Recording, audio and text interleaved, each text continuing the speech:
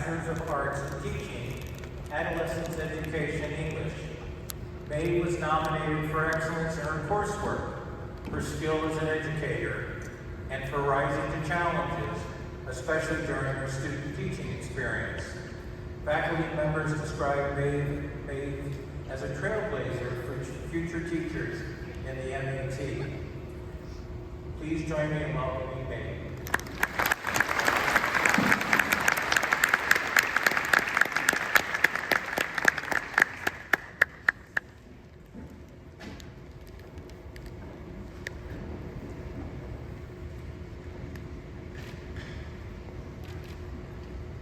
Hello friends, families, Cortland staff and faculty, and distinguished graduates.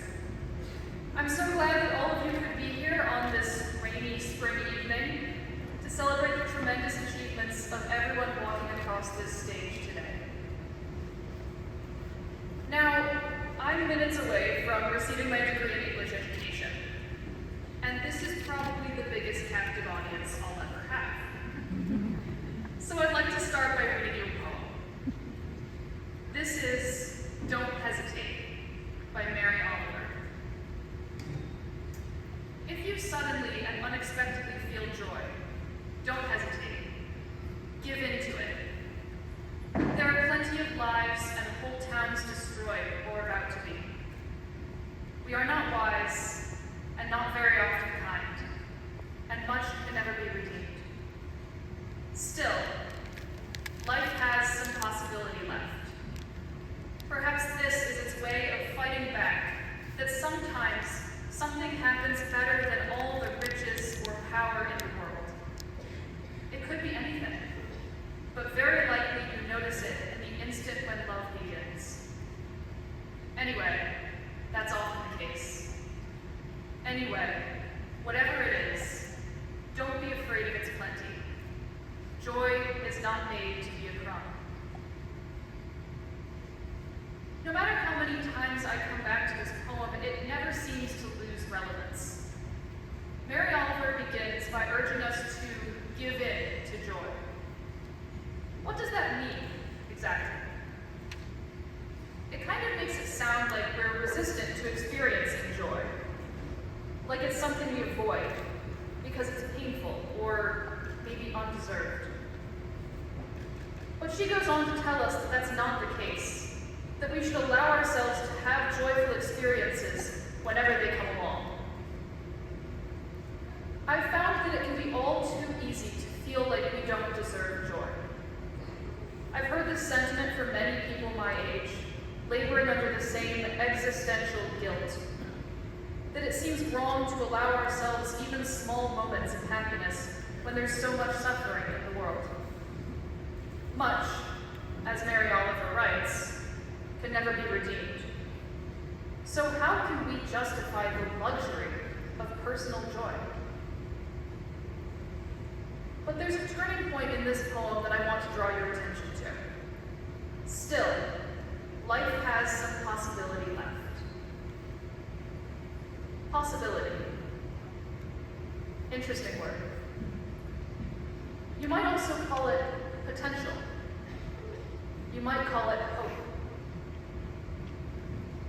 Every single one of us here today has the possibility to change the world. But here's the key. In order to change the world for the better, you must be able to imagine what a better world looks like. You need a goal. And that's where joy comes into play. A better world feels so much more achievable when you can point to something that's already wonderful and say, this, I want more of this. Therefore, it is equally important to be aware of the potential for joy in your life right now, as it is to dream of a joyful future. I have found the last 2 years of my life to be incredibly joyful in so many unexpected ways. And fellow graduates, I hope you did too.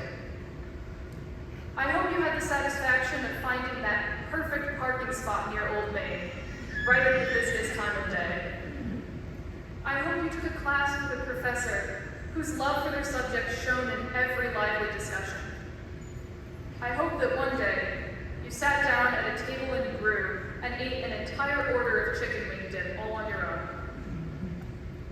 And more than anything, I hope that your time at Cortland has given you a chance to envision the kind of ecstatic, beautiful, joyful future you want to create. The world is a scary place. I know that, you know that, Mary Oliver knows that. But it is also full to the brim with possibility. If there is one thing that I want all of us to remember as we walk across this stage, it's the importance of allowing ourselves to be happy. To be proud of all that we've accomplished, to be excited for the new things to come, to be open always to the distinct and very real possibility that things are going to be amazing, that we are going to be amazing. Whatever happens, don't be afraid of joy. Embrace it. Create it. You deserve it, and the world needs it. Joy is not made to be a crime. It is made to be a feast, shared and celebrated by all.